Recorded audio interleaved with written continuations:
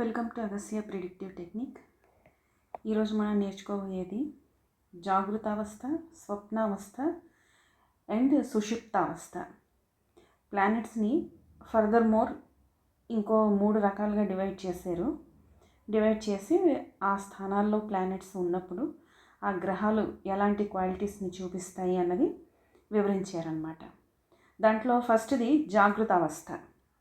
So మనకి పేరులోనే అర్థమైపోతుంది, ప్లానెట్ అనేది చాలా యాక్టివ్గా ఉంటుంది, హై ఎనర్జెటిక్గా ఉంటుంది.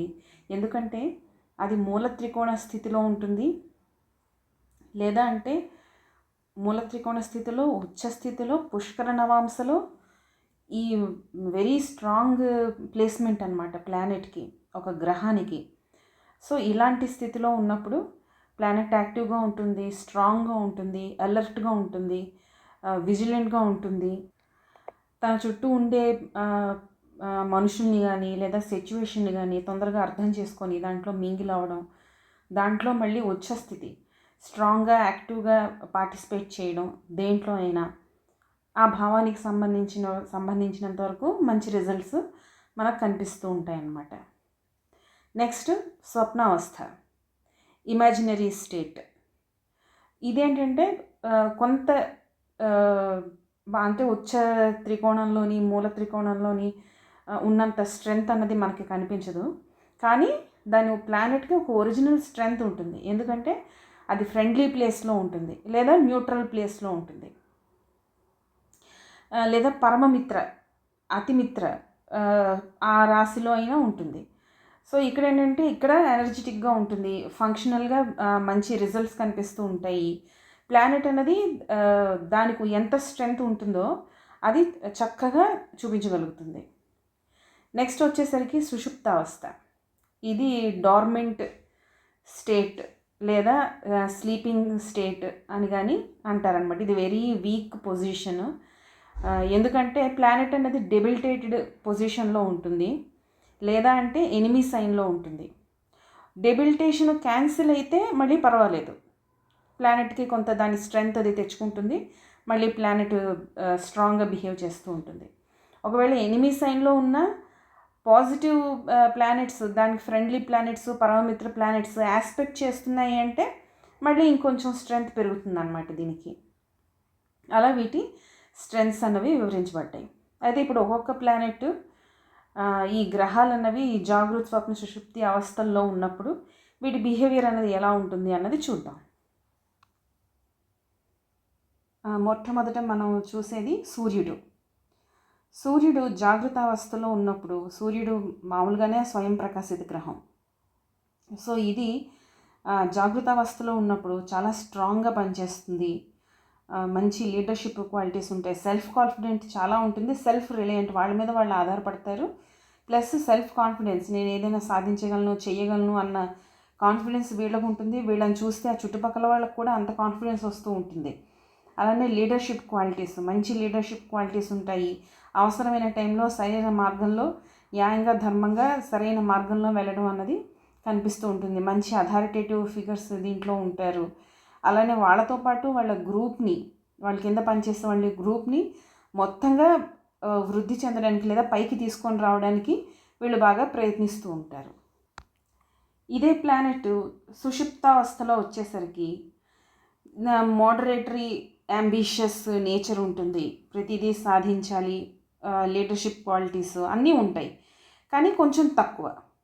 వీళ్ళకి ఏంటంటే కొంత సెల్ఫ్ డౌట్ అన్నది కనిపిస్తూ ఉంటుంది. ఎందుకంటే అక్కడ స్వప్నావస్థ అంటే ఫ్రెండ్లీ రాశిలో కానీ, లేదా మనం ఏం చెప్పుకున్నాం పరమమిత్ర ప్లేస్లో కానీ ఉంటాయి. సో దీనికి ఏంటంటే ఆ ఫ్రెండ్లీ ప్లానెట్ నుంచి కొంత ఎనర్జీ, ఆ పుష్ చేసే ఎనర్జీ వస్తూ ఉంటుంది, దాంతో వీళ్ళు పనిచేస్తూ ఉంటారు. సో కొంచెం సెల్ఫ్ కాన్ఫిడెన్స్ తక్కువగా ఉన్నా కూడా ఈ ఫ్రెండ్లీ ప్లానెట్స్ ఏవైతే ఉంటాయో అవి ఎనర్జీని ఇస్తూ ఉంటాయి. వీళ్ళు కూడా వాళ్ళ రంగాల్లో ముందరికి దూసుకుపోతూ ఉంటారు, బాగానే పనిచేస్తూ ఉంటారు, పర్వాలేదు. కాకపోతే అలర్ట్నెస్ అన్నది వీళ్ళకి ఉండదు. సో దాన్ని బట్టి ఏంటంటే అలర్ట్గా ఉన్నవాళ్ళు ప్రాబ్లం రాకముందరే దాన్ని ఐడెంటిఫై చేసి సాల్వ్ చేసుకోవడానికి ట్రై చేస్తూ ఉంటారు. ఈ స్వప్నావస్థలో ఏంటంటే ప్రాబ్లం వచ్చిన తర్వాత దాన్ని ఫేస్ చేసిన తర్వాత ఇక్కడ సొల్యూషన్స్ వెతుక్కుంటూ ఉంటారనమాట. అది చిన్న డిఫరెన్స్. నెక్స్ట్ సుషుప్తావస్థ. ఇక్కడికి వచ్చేసరికి సన్ తాలూకా ఉన్న స్ట్రెంగ్త్ పోతుంది, డెబిలిటేటెడ్ పొజిషన్లో వస్తుంది. ఇక్కడ ఏంటంటే falls ego, false prestige, self confidence తక్కువగా ఉంటుంది. సెల్ఫ్ కాన్ఫిడెన్స్ ఎప్పుడైతే తక్కువగా ఉంటుందో వీళ్ళు టక్కున డిఫెన్స్ మోడ్లో ఫైట్ చేయడానికి రెడీ అయిపోతూ ఉంటారు. వాళ్ళని ప్రొటెక్ట్ చేసేసుకోవాలి అన్న దాంట్లో ఇంకా అబద్ధాలు ఆడడం, ఫాల్స్ ఈగో, లేనిది ఉన్నట్టు గొప్పలు చెప్పుకోవడం, ఈ నెగిటివ్ క్వాలిటీస్ ఏవైతే ఉంటాయో అవన్నీ సూర్యుడి తాలూకా నెగిటివ్ క్వాలిటీస్ మనకు కనిపిస్తూ ఉంటాయి. తర్వాత మూన్, చంద్రుడు జాగృతావస్థలో ఉన్నప్పుడు వీళ్ళకి మంచి ఎమోషనల్ స్టెబిలిటీ ఉంటుంది, స్ట్రాంగ్ ఇంట్యూషన్ పవర్ ఉంటుంది. ఇప్పుడు మనం అనుకున్నట్టు ప్రాబ్లమ్ని ముందరే సాల్వ్ చేసుకొని పెట్టుకోవడానికి వీళ్ళు ఆసక్తి చూపిస్తారు. వీళ్ళు తీసుకునే డెసిషన్స్లో కానీ, వీళ్ళు మాట్లాడే మాటలో కానీ, వీళ్ళకు మిగిలిన వాళ్ళతో ఉన్న రిలేషన్షిప్స్ కానీ, అసలు ఏ పని చేసినా కూడా దాంట్లో ఒక క్లారిటీ ఉంటుంది. నేనేం చేస్తున్నాను, నాకేంటి కావాలి అన్న క్లారిటీ అన్నది వీళ్ళకి బాగా కనిపిస్తుంటుంది అన్నమాట. ఎందుకంటే గ్రహం అన్నది స్ట్రాంగ్ పొజిషన్లో ఉంటుంది కాబట్టి. స్వప్నావస్థ వచ్చేసరికి అసలు చంద్రుడే ఫాస్ట్ మూవింగ్ ప్లానెట్, మనఃకారకుడు. ఇది స్వప్నావస్థ దగ్గరకు వచ్చేసరికి కొంచెం ఎమోషనల్ ఇంబ్యాలెన్స్, మూడ్ స్వింగ్స్, ఎమోషన్స్కి ఓవర్గా రియాక్ట్ అయిపోవడం, ఓవర్గా ఇమాజినేషన్ చేసేసుకోవడం. అది ఫ్రెండ్లీ రాసుల్లో ఉంటుంది కాబట్టి కొంత పర్వాలేదు. అలానే సుషుప్తావస్థ. ఈ సుషుప్తావస్థలో డెబిలిటేషన్ పొజిషన్లోని లేదా అంటే ఎనిమి రాసుల్లోని ఎనిమితోటి కంజంక్షన్ అవ్వడం ఇలాంటివి ఉంటూ ఉంటాయి. ఈ టైంలో ఏంటంటే పక్కన ఎనిమి ప్లానెట్ ఎప్పుడైతే వస్తుందో వీళ్ళకి ఎమోషనల్ ఇన్స్టెబిలిటీ అనేది చాలా ఎక్కువగా ఉంటుంది. ఇంట్యూషన్ అనేది అసలు ఉండదు. మళ్ళీ ఇక్కడ డెబిలిటేషన్ క్యాన్సిలేషన్ నీచభంగ రాజయోగం జరిగితే మళ్ళీ బాగానే ఉంటుంది, దానికి ఉన్న స్ట్రెంగ్త్ మళ్ళీ వస్తుంది. అయితే అలా లేనప్పుడు, నీచభంగ రాజయోగం జరగనప్పుడు, అప్పుడు డెబిలిటేషన్ అయ్యి ఎనిమీ ప్లానెట్స్తో ఉన్నప్పుడు పనికి మాలిన స్టూపిడ్ సెంటిమెంట్స్ బాగా ఇచ్చేస్తూ ఉంటారు. డిప్రెషన్, యాంగ్జైటీ కనిపిస్తూ ఉంటాయి. ఈ పని జరుగుతుందా జరగదా, వాళ్ళు చేస్తారా చెయ్యరా, మాట మనసులో ఏది దాచుకోలేరు, అన్ని బయటికి చెప్పేస్తూ ఉంటారు. అలాగే రిలేషన్షిప్స్లో కూడా అప్స్ అండ్ డౌన్స్ కనిపిస్తూ ఉంటాయి. ఇంపేషన్స్ బాగా ఎక్కువగా ఉంటుంది. ఆప్టిమిస్టిక్ నేచర్ అన్నది ఒకవేళ ఉంటే అక్కర్లేని చోట ప్రాక్టికల్ నాలెడ్జ్ అన్నది ప్రాక్టికల్గా ఆలోచించి ఓకే ఇక్కడ నా మాట చెల్లుతుంది, ఇక్కడ నా మాట చెల్లదు అన్న విషయాన్ని, సిచ్యువేషన్ని కానీ మనుషుల్ని కానీ వాళ్ళు చదవలేకపోతారు. ఆ ఇంట్యూషన్ అన్నది ఇంకా అసలు పనిచేయదనమాట. వాళ్ళ చుట్టూ ఉన్న జరుగుతున్న సిచ్యువేషన్ని వీళ్ళు ఐడెంటిఫై చేయలేరు. వాళ్ళ మనసులో ఈ జరుగుతున్న ఈ అప్స్ అండ్ డౌన్స్ని, ఎమోషనల్ ఇంబ్యాలెన్స్ని దాన్ని కూడా వీళ్ళు ఐడెంటిఫై చేయలేరు. దీన్ని బట్టి చూసే వాళ్ళకి ఎలా కనిపిస్తుందంటే వీళ్ళ మూడ్ స్వింగ్స్, వీళ్ళ బిహేవియర్ ఇలా ఉంది ఏంటి, రకరకాలుగా బిహేవ్ చేస్తున్నారేంటి అని కనిపిస్తూ ఉంటుంది. ఎందుకంటే వాళ్ళకి అక్కడ ఇంట్యూషన్ పవర్ కానీ మా మూన్కి ఉన్న రెసెప్టివ్ నేచర్ అదేది ఇక్కడ పనిచేయకుండా అయిపోతుంది అనమాట. ఇది ప్రాబ్లం. నెక్స్ట్ మార్స్, కుజగ్రహం జాగృతావస్థలో ఉన్నప్పుడు చాలా డిటర్మినేషన్ చాలా ఉంటుంది. ఒక పని చెయ్యాలి అనుకుంటే చేసి తీరతాడు. వీళ్ళకి లాజికల్ క్యాలిక్యులేషన్స్, అనలిటికల్ క్యాలిక్యులేషన్స్, ఇవన్నీ బాగా మ్యాథమెటికల్ క్యాలిక్యులేషన్స్, ఇవన్నీ బాగా మార్స్కి సంబంధించిన క్వాలిటీస్, ఫిజికల్ స్ట్రెంగ్త్, సంకల్ప బలం, ఇవన్నీ వీళ్ళకి చాలా బాగా పనిచేస్తూ ఉంటాయి. ఏ విషయంలోనైనా ముందర ఉంటారు. ఫస్ట్ ముందర అడుగు వేసేదే వాళ్ళు. ఇటు మెంటల్లీ, ఫిజికల్లీ చాలా స్ట్రాంగ్గా బిహేవ్ చేస్తూ ఉంటారు. అక్కడ మార్స్ దగ్గర ఎప్పుడు మనం చంద్రుడిని ఎప్పుడూ అబ్జర్వ్ చేస్తూ ఉండాలి. మార్స్ని మనం ప్రాపర్గా జడ్జ్ చెయ్యాలి అని అంటే ఎప్పుడు అక్కడ చంద్రుడి తాలూకు ఎనర్జీని కూడా చార్ట్లో మనం చూస్తూ ఉండాలి. అది వెరీ ఇంపార్టెంట్. నెక్స్ట్ స్వప్నావస్థ. కరేజియస్గానే ఉంటారు కానీ ఇంపల్సివ్గా ఉంటారు. ఆ డెసిషన్ అన్నది అసలు మార్స్ అంటేనే యాక్షన్ వితౌట్ థాట్.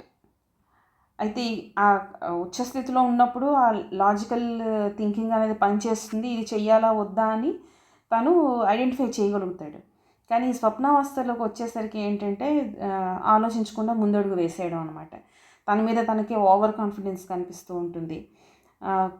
అదే పరిస్థితి రివర్స్ అయిందనుకోండి, అగ్రెసివ్ బిహేవియర్ కనిపిస్తుంది, రిజిడ్నెస్ కనిపిస్తుంది మనిషిలో. ఆ చేంజ్ ఓకే, మనం పక్కకు తప్పుకొని ఇంకో పని చూసుకుందాం, ఇంకో దారిలో వెళ్దాం అన్న సెన్స్ అనేది అక్కడ కనిపించదు అనమాట. వీడు వెళ్ళి తిన్నగా వెళ్ళి గోడని గుద్దేసు, అక్కడ గోడ ఉంది మనకి దెబ్బ తగులుతుంది అని అన్నా కూడా వీళ్ళు అదే చేస్తారు. ఆ క్యాలిక్యులేషన్స్ అన్నవి కొంచెం దెబ్బతింటాయి కొంచెం. సో ఇలా ఉంటుందన్నమాట. తర్వాత సుషుప్తావస్థ. ఇక్కడ మార్స్ తాలూకా ఎనర్జీ ఈ అంతా మొత్తం పోతుంది. ఎంతూజియాజం ఉండదు, కరేజియస్ ఉండదు, డిటర్మినేషన్ ఉండదు, పోస్ట్పోన్మెంట్ కనిపిస్తుంది. లేదా అంటే ఆ పని నుంచి తప్పుకోవడం, ఎస్కేపిజం అసలు ఇంట్రెస్టే ఉండదు. తర్వాత ఫ్రస్ట్రేషన్ కనిపిస్తూ ఉంటుంది. ఏ పనిలోని మనసు నిలకడగా శ్రద్ధగా పెట్టి ఫోకస్ పెట్టి చేయలేకపోతారు. ఫిజికల్గా కూడా కొంత వీక్నెస్ బాగా కనిపిస్తూ ఉంటుంది. తర్వాత ఈ సబ్మిసివ్ నేచర్ అనమాట. ఇంకా వేరే వాడు చేస్తూ ఉంటే నేను ఫాలో అయిపోతానులే, అంటే ముందర ఒకటి నించుంటాడు, వాడి వెనక నేను ఫాలో అయిపోతాను అనే ధోరణి వీళ్ళకి కనిపిస్తూ ఉంటుంది. ఇదే మెర్కురీ బుద్ధి. బుద్ధి బాగా అంటే మంచి స్ట్రాంగ్గా ఉన్నప్పుడు బాగా ఆలోచిస్తారు, ఆర్గ్యుమెంట్స్కి ఎక్కువగా వెళ్ళరు, తెలివిగా మాట్లాడతారు, తెలివిగా సిచ్యువేషన్ని సాల్వ్ చేయడానికి ట్రై చేస్తారు, మంచి కమ్యూనికేషన్ స్కిల్స్ ఉంటాయి, ఇంటలెక్చువల్ పవర్ బాగా ఉంటుంది, మంచి లింగ్విస్టిక్ లాంగ్వేజెస్ డిఫరెంట్ లాంగ్వేజెస్ని నేర్చుకొని చాలా ఈజీగా నలుగురితోటి కలిసిపోయి వాళ్ళ పనులు వాళ్ళు సాధించుకుంటూ వ్యక్తి కూడా ఓకే వీడు చాలా తెలివైన వాడు, షార్ప్గా ఆలోచిస్తాడు, షార్ప్ ఇంటలెక్చువల్ పర్సన్ అన్న ఐడెంటిఫికేషన్ కూడా తెచ్చుకుంటాడు. తను చేసే పనిలో అది ఎలాంటి వర్క్ అయినా కూడా, నాట్ ఓన్లీ బిజినెస్, ఏ పని అయినా కూడా, ఏ పని చేసినా కూడా దాంట్లో మంచి సక్సెస్ని సంపాదించుకుంటాడు. చాలా ఫాస్ట్ అండ్ క్విక్ థాట్స్ అనేవి థాట్స్తో పాటు డెసిషన్ మేకింగ్ అన్నది కూడా చాలా ఫాస్ట్గా ఉంటుంది, యాక్యురేట్గా ఉంటుంది. ఇదే స్వప్నావస్థలోకి వచ్చేటప్పుడు ఇంటెలిజెన్స్ బాగుంటుంది, కమ్యూనికేషన్ స్కిల్స్ కూడా బాగుంటాయి, కానీ కొంచెం డెసిషన్ మేకింగ్ స్కిల్స్ దగ్గరకు వచ్చేసరికి కొంచెం కన్ఫ్యూజన్ అన్నది కనిపిస్తూ ఉంటుంది అన్నమాట. సో డెసిషన్ తీసుకోవడానికి కొంచెం ఎక్కువ టైం తీసుకుంటారు. ఏదైనా మాట్లాడడానికి కానీ, కమ్యూనికేషన్ మీటింగ్ చేసేటప్పుడు కానీ ఈ టైంలో కూడా కొంచెం ఫాస్ట్గా దూసుకుపోవడం కాకుండా మాట్లాడతారు, శుభ్రంగా మాట్లాడతారు, బాగా మాట్లాడతారు, బాగా ఆలోచించి మాట్లాడతారు, కొంచెం టైం తీసుకొని మాట్లాడతారు. ఇదే మెర్కురీ సుషుప్తావస్థలో ఉన్నప్పుడు కన్ఫ్యూజన్ అన్నది ఎక్కువైపోతుంది, మిస్అండర్స్టాండింగ్స్ బాగా కనిపిస్తాయి ఫోకస్ విషయంలో. ఎందుకంటే మెర్కురీ మళ్ళీ ఫాస్ట్ మూవింగ్ ప్లానెట్, ఇక్కడ కూడా ఫోకస్ ప్రాబ్లమ్స్ అన్నవి బాగా కనిపిస్తూ ఉంటాయి. మల్టిపుల్, అసలు మెర్కురీ అంటేనే మల్టిపుల్ ద్విస్వభావ రాశికి అధిపతి. సో మెర్కురీ ఎప్పుడు మల్టిపుల్ థింగ్స్ని ఒకేసారి హ్యాండిల్ చేసే తెలివితేటలు, మెంటల్ ఎబిలిటీ, దాంట్లో ఒక సిద్ధి పొందిన ప్లానెట్ అనమాట. కానీ ఎప్పుడైతే ఇది నీరసపడిపోతుందో, సుషుప్తావస్థలోకి వచ్చేస్తుందో, ఇక్కడ ఏంటంటే ఒకదాని మీద ఫోకస్ చేయడమే వాళ్ళకి ప్రాబ్లం అయిపోతూ ఉంటుంది. లేదా అంటే ఒక దానిలో స్టార్ట్ చేసి ఇంకో దానిలోకి అది కంప్లీట్ అవ్వకముందరే ఇంకో దాంట్లోకి జంప్ చేయడం అయిపోతుంది. సో ఇది కంప్లీట్ అవ్వదు, అది కంప్లీట్ అవ్వదు, ఏ సబ్జెక్ట్ మీద వాళ్ళు కంప్లీట్ నాలెడ్జ్ అన్నది గ్రహించలేకంటే ఆ జ్ఞానాన్ని సంపాదించలేకపోతారనమాట. అది ఇక్కడ మెర్కురీతో వచ్చిన ప్రాబ్లం. నెక్స్ట్ జూపిటర్ అంటేనే మనకి విజ్డము, జ్ఞానం. జూపిటర్ కూడా మల్టిపుల్ నాలెడ్జ్, ఇంకా డెప్త్ నాలెడ్జ్ని ఇచ్చే గ్రహం జూపిటర్ అండ్ శని. ఈ రెండు ఇన్డెప్త్కి వెళ్ళి రీసెర్చ్ చేసి, నెక్స్ట్ రాహువు, వీళ్ళు ఇన్డెప్త్కి వెళ్ళి రీసెర్చ్ చేసే తెలివితేటలు ఉన్న ప్లానెట్స్ అనమాట. అలాంటి స్ట్రెంగ్త్ని ఇచ్చే ప్లానెట్స్. అయితే ఈ జూపిటర్ విజ్డము, అలానే ప్రాస్పెరిటీ, నెక్స్ట్ మంచి లక్ అండ్ ఫార్చ్యూన్ని ఇచ్చే గ్రహం జూపిటర్. అది హెల్త్ అవ్వనండి, వెల్త్, ప్రాస్పెరిటీ, సంతానం, అన్ని రకాలుగా వాళ్ళకి శుభ ఫలితాలని ఇస్తూ ఉంటుంది. నెక్స్ట్ స్వప్నావస్థ దగ్గరికి వచ్చేసరికి ఇవి జాగృతావస్థలో ప్లానెట్స్ ఉన్నప్పుడు కూడా మళ్ళీ వాటికి కంజంక్షన్స్ మనం చూసుకుంటూ ఉండాలి. అవి ఎప్పుడు మర్చిపోకూడదు. కంజంక్షన్లో మ్యాలిఫిక్ ప్లానెట్ ఉందా, బెనిఫిక్ ప్లానెట్ ఉందా, దృష్టి ఆస్పెక్ట్ చేస్తున్న ప్లానెట్ బెనిఫికా, మెలఫికా, ఇలాంటివన్నీ మనం గుర్తుపెట్టుకొని ఆ తర్వాత ప్లానెట్ తాలూకా స్ట్రెంగ్త్ని ఐడెంటిఫై చేయాలి. అంటే ఒక మొత్తం ఇవన్నీ, ఈ అవస్థలు, ఈ ఎనిమి ప్లానెట్స్, నెగిటివ్ ప్లానెట్స్, ఈ పుష్కర నవాంశలు, ఇవన్నీ చూసుకొని అప్పుడు మనం ఫైనల్గా ప్లానెట్కి ఇన్ని పాయింట్స్ అని ఇవ్వాలన్నమాట. ఇంత స్ట్రెంగ్త్ ఉంది అని, నవాంశలో వాటి పొజిషను అవన్నీ చూసుకోవాలి. సరే, అయితే జూపిటర్ దగ్గరకు వచ్చేసరికి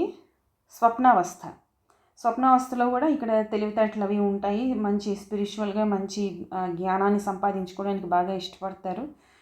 కొంచెం లేజినెస్ ఇక్కడ కనిపిస్తూ ఉంటుంది. మంచి ఫోకస్, అంటే కంఫర్టబుల్ లైఫ్ని బ్రహ్మాండంగా లీడ్ చేస్తూ ఉంటారు. వీళ్ళు చదువుకుంటారు, తెలివితేటలు అవి ఉంటాయి. కొంచెం నేమ్ అండ్ ఫేమ్ని సంపాదించుకుంటారు. కొంచెం చిన్న గర్వం, ఈగో అన్నది ఇక్కడ కనిపిస్తూ ఉంటుంది. కానీ ఓవరాల్గా పాజిటివ్ రిజల్ట్స్ అనేవి కనిపిస్తూనే ఉంటాయి. సుషుప్తావస్థ దగ్గరకు వచ్చేసరికి ఫైనాన్షియల్ ప్రాబ్లమ్స్, ఫైనాన్స్ విషయంలో రాంగ్ డెసిషన్స్ తీసుకోవడం, అలానే వీళ్ళ చదువు విషయంలో అంత తొందరగా వీళ్ళకి చదువు ఎక్కదు. కొన్నిసార్లు జూపిటర్ అంటేనే అసలు ఎథిక్స్ ఫాలో అవ్వడం, మోరల్స్ అండ్ ఎథిక్స్. ఇక్కడ ఈ ఎనిమీ ప్లేస్లో ఉన్నప్పుడు, డెబిలిటేషన్ ప్లేస్లో ఉంటున్నప్పుడు ఏమవుతుందంటే రాంగ్ మోరల్స్, అనెథికల్ థింగ్స్ ఇవి కనిపిస్తూ ఉంటాయి. నెక్స్ట్ వీనస్ జాగృతావస్థలో ఉంది అంటే మంచి లగ్జూరియస్ లైఫ్ కన్నా కంఫర్టబుల్ లైఫ్ అని చెప్పచ్చు. తర్వాత ఆర్ట్స్ అండ్ సైన్సెస్, అటు మంచి ప్రాస్పరిటీ ఇస్తూ, మంచి లగ్జూరియస్ లైఫ్ లేదా కంఫర్టబుల్ లైఫ్ని ఇస్తూ, at the same time art and craft, మంచి కళలు. వీనస్ అంటేనే కళలు, క్రియేటివిటీ, మంచి imagination power, creativity, material happiness అనేది వీళ్ళకి చక్కగా దొరుకుతుంది. At the same time relationships కూడా వీళ్ళు బాగా మెయింటైన్ చేస్తారు. వీళ్ళు బ్రహ్మాండంగా మెయింటైన్ చేస్తారు. అటుపక్క నుంచి అవతల వాళ్ళు ఎలా మెయింటైన్ చేస్తారా అన్నది మనం వాళ్ళ జాతకాలను బట్టి చూడాలి. కానీ వీళ్ళ వరకు వీళ్ళు అందరితోటి మంచి బ్యాలెన్స్డ్, మంచి పాజిటివ్ రిలేషన్షిప్స్ని మెయింటైన్ చేస్తూ ఉంటారు. తర్వాత కళలు, వాళ్ళు ఎనీ ఆర్ట్ ఫామ్, అది మనం ఈ బట్టలు కుట్టడం దగ్గర నుంచి, ఫ్యాషన్ డిజైనింగ్ దగ్గర నుంచి, మేకప్ ఆర్ట్ లేదా జ్యువెలరీ డిజైనింగ్, తర్వాత సినిమా, మ్యూజిక్, డ్యాన్స్, ఏదైనా కూడా వాళ్ళ ఆ క్రియేటివ్ ఎబిలిటీ అన్నది చాలా బాగా ఫోకస్లోకి వస్తుంది. ఇలా వీనస్ జాగృతావస్థలో ఉన్నప్పుడు. స్వప్నావస్థలో ఉన్నప్పుడు ఇవన్నీ ఉంటాయి. వాళ్ళ డిజైర్స్ అన్నీ నెరవేరుతూ ఉంటాయి. మంచి లైఫ్ లీడ్ చేస్తూ ఉంటారు. నెక్స్ట్ ఒక పక్క నుంచి ఒక లేజినెస్ అనేది కనిపిస్తూ ఉంటుంది వీళ్ళల్లో. తర్వాత రిలేషన్షిప్ దగ్గరకు వచ్చేసరికి కొంచెం ఎక్కువ రిలేషన్షిప్ని వీళ్ళు కావాలనుకుంటారు. బాగా క్లింగీగా ఉంటారనమాట. తర్వాత వీళ్ళకి మెటీరియలిస్టిక్ వాళ్ళ అవసరాలు, ఆ హ్యాపీనెస్ తీరుతున్నా కూడా కోరికలు అన్నవి ఒకదాని తర్వాత ఒకటి కంటిన్యూస్గా వస్తూ ఉంటాయి. అది ఇక్కడ చిన్న ప్రాబ్లము. తర్వాత ఆ కోరికల్లో కూడా ఫ్లక్చుయేషన్ అంటే ఓకే, ఒక కోరిక తీరింది, నాకు ఏదో కావాలనుకున్నాను, సరే కొనుక్కున్నాను, కొనేసుకున్న తర్వాత దాని మీద ఇష్టం పోతుంది, ఇంకో దానికోసం వెళ్ళడం, ఇలా ఉంటుందన్నమాట. తర్వాత సుషుప్తావస్థ. ఇక్కడికి వచ్చేసరికి వీనస్ శుక్రుడు కలత్రకారకుడు. మ్యారేజ్కి కానీ ఎనీ రిలేషన్షిప్, స్త్రీ గ్రహం కలత్రకారకుడు, వివాహానికి మనం చార్ట్లో కారక గ్రహం. సో ఇక్కడికి వచ్చేసరికి రిలేషన్షిప్లో ప్రాబ్లమ్స్ కనిపిస్తూ ఉంటాయి. అది ఆ ప్రాబ్లమ్స్ అన్నవి 10% ఉంటుందా 90% ఉంటుందా అన్నది మళ్ళీ అక్కడ మనం చార్ట్ మొత్తం చూసి శుభగ్రహాల దృష్టి ఉందా, పాపగ్రహాల దృష్టి ఉందా, కంజంక్షన్లో ఏమైనా ప్లానెట్స్ ఉన్నాయా, D9లో ఎలా ఉంది, D9లో ఏమైనా కంజంక్షన్స్ ఆస్పెక్ట్స్ ఉన్నాయా, అవన్నీ చూసుకొని అది 10%, 50%, 90% అన్నది మనం డిసైడ్ చేసుకోవాలి. సో రిలేషన్షిప్లో మటుకు స్ట్రగుల్స్ అన్నవి కనిపిస్తాయి. తర్వాత క్రియేటివిటీలో అంత క్రియేటివ్గా వీళ్ళు ఎక్స్ప్రెస్ చేయలేకపోతారు. వాళ్ళకి అది అర్థం అవుతుంది, అంత చేయలేకపోతున్నాను అని. అలానే ఫైనాన్స్ విషయంలో కూడా ప్రాబ్లమ్స్ వస్తాయి. ఫైనాన్షియల్ స్టెబిలిటీ ఉండదు. వీళ్ళు పెట్టే ఇన్వెస్ట్మెంట్స్ కూడా అంత రిటర్న్స్ అన్నవి కూడా పెద్ద గొప్పగా రావన్నమాట. దశాభుక్తుల్లో రిజల్ట్స్ కూడా మనకేమీ పెద్దగా కనిపించవు. ఇలా ఉంటుంది వీనస్. తర్వాత శని జాగృతావస్థలో ఉన్నప్పుడు విపరీతమైన డిసిప్లైన్ ఇస్తాడు. చాలా హార్డ్ వర్క్ చేస్తారు వీళ్ళు. ఆ హార్డ్ వర్క్ కూడా కష్టపడుతూ అయ్యో నేను ఎంత చేసేస్తున్నాను అని బాధపడకుండా ఇంకా ఏదో చెయ్యాలి, ఇంకా ఏదో సాధించాలి అన్న తపన అన్నది వీళ్ళకి బాగా కనిపిస్తూ ఉంటుందన్నమాట. తర్వాత విపరీతమైన పేషెన్స్ ఉంటుంది, మంచి మేనేజ్మెంట్ స్కిల్స్ ఉంటాయి. ఒక 4-5 గొడవ పడుతున్నా కూడా వాళ్ళని శాంతపరిచి, వాళ్ళతో మాట్లాడి వాళ్ళని శాంతపరిచి ఆ గ్రూప్ని మళ్ళీ ఏకం చేయడానికి ట్రై చేస్తూ ఉంటారు. ఒక్క మనుషులనే కాదు, పెద్ద పెద్ద గ్రూప్స్ని మెయింటైన్ చేయడం కూడా బాగా చేస్తారు. శని చార్ట్లో ఎప్పుడైతే బాగుంటుందో వాళ్ళకి మంచి మేనేజ్మెంట్ స్కిల్స్, వాళ్ళు బిజినెస్లోకి వెళ్తే వాళ్ళు ఈ మేనేజ్మెంట్ అనేది చాలా బాగా చేస్తారు. తర్వాత హార్డ్ వర్క్ ఉంటుంది, లాంగ్ అవర్స్ వర్క్ చేయడానికి వీళ్ళు ఇష్టపడతారు, కావాలనే చేస్తూ ఉంటారు. వాళ్ళకి అదొక ఆనందం, ఆ వర్క్ చేస్తూ ఉంటేనే వాళ్ళకి ఆ తృప్తి కనిపిస్తూ ఉంటుంది అన్నమాట. కొంతమందికి మనం చూస్తే అంటే ఇప్పుడు ముసలాళ్ళకి జనరల్గా ఏంటంటే మా పనులు మేమే చేసుకుంటాం అన్న ఒక రకమైన ధోరణి కొంతమందిలో కనిపిస్తుంది, అందరిలో కాదు, కొంతమందిలో కనిపిస్తుంది. వాళ్ళకి అదే ఐడెంటిటీ, వాళ్ళు అది చేసుకుంటారు, అదొక ప్రౌడ్ ఫీలింగ్ ఉంటుంది, ఫీల్ అవుతూ ఉంటారు వాళ్ళు. అలా ఉంటుంది అన్నమాట. చిన్నప్పటి నుంచి వీళ్ళకి ఇలా ఉంటుంది. అలాగే లాంగ్ టర్మ్ ప్లాన్స్ చేస్తూ ఉంటారు, లాంగ్ టర్మ్ గోల్స్ పెట్టుకుంటారు. అది రీచ్ అయ్యేంత వరకు, అది 5 సంవత్సరాలు అవ్వచ్చు, 10 సంవత్సరాలు అవ్వచ్చు, కష్టపడుతూనే ఉంటారు. తర్వాత స్వప్నావస్థ దగ్గరకు వచ్చేసరికి కష్టపడతారు, చాలా హార్డ్ వర్క్, అది ఎప్పుడూ మారదు, హార్డ్ వర్క్ చేస్తూనే ఉంటారు.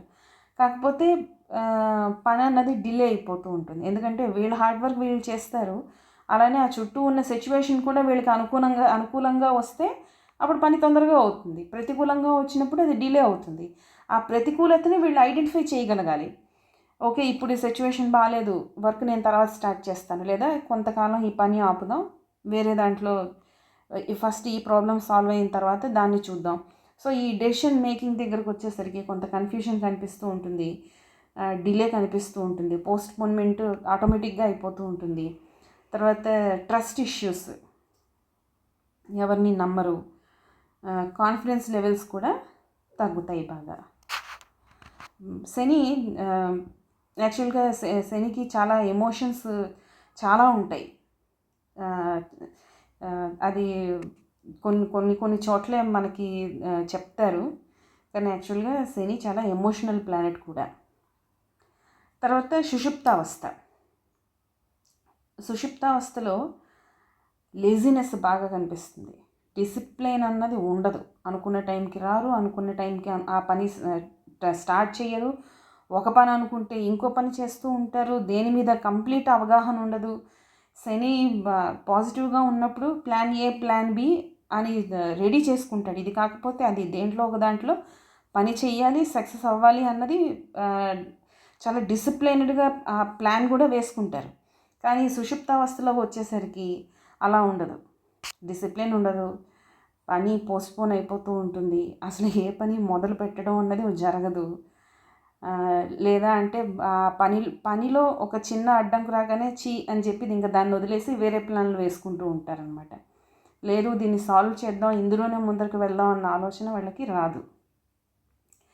తర్వాత ఈ రూల్స్ ఎథిక్స్ ఫాలో అయ్యే వాళ్ళు రూల్ బ్రేక్స్ చేయడానికి, మళ్ళీ శని కర్మకారకుడు కాబట్టి మళ్ళీ ఇక్కడ రూల్ బ్రేక్ అది చేశారు అంటే మళ్ళీ అది కర్మ యాడ్ అవుతుంది, మళ్ళీ అక్కడ ఏదో ఒకటి అనుభవించాల్సి వస్తుంది.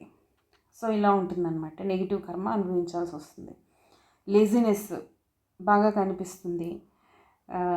ల్యాక్ ఆఫ్ మోటివేషన్ అన్నది అసలు వాళ్ళకి అంటే ఎలా ఉంటుందంటే చుట్టుపక్కల వాళ్ళు, ఎందుకంటే అది మళ్ళీ ఎనిమి స్థానం, చుట్టుపక్కల నుంచి కూడా వాళ్ళకి ఏమీ మోటివేషన్ రాదు, వాళ్ళకు కూడా సెల్ఫ్ మోటివేషన్ ఉండదు, సెల్ఫ్ డిసిప్లిన్ ఉండదు, చెప్పేవాళ్ళు ఉండరు, సలహా ఇచ్చేవాళ్ళు ఉండరు. దాంతో ఇక్కడ చాలా ప్రాబ్లమేటిక్గా ఉంటుందన్నమాట సిచ్యువేషన్. అయితే ఇవన్నీ మనం ఎప్పుడు ఫైనల్గా ఓకే శనికి ఎటువంటి బెనిఫిట్ అంటే నైసర్గిక శుభులు కానీ ఫ్రెండ్లీ ప్లానెట్స్ కానీ ఏ ప్లానెట్స్ కంజంక్షన్లో లేవు, నీచభంగం కూడా జరగట్లేదు, అన్ని రకాలుగా శని వీక్గా ఉన్నాడు అంటే అప్పుడు ఈ రిజల్ట్స్ అన్నవి మనకి ఎక్కువ కనిపిస్తాయి.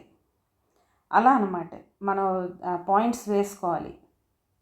ఇది ఇంత పర్సంటేజ్ అన్నది ఎఫెక్ట్ ఉంటుంది, కానీ శుభగ్రహాలు ఉన్నప్పుడు ఎఫెక్ట్ తగ్గుతూ ఉంటుంది, పాపగ్రహాలు ఉన్నప్పుడు ఎఫెక్ట్ పెరుగుతూ ఉంటుంది. అలా మనం ప్లానెట్ తాలూకా స్ట్రెంగ్త్ని జడ్జి చేసుకోవాలి. సో ఇది జాగృత్, స్వప్న, సుషుప్తి ఈ 3 అవస్థల్లోని ప్లానెట్స్ అన్నవి ఎలా బిహేవ్ చేస్తాయి అని. నెక్స్ట్ D9, తర్వాత వర్గోత్తమ నవాంస, పుష్కర నవాంస. నవాంసను ఎలా చేయాలి, వర్గోత్తమ నవాంసలు ఏంటి, పుష్కర నవాంసలు ఏంటి, దీని మీద నెక్స్ట్ వీడియో చేస్తాను. Keep watching Agastya predictive technique. Thank you.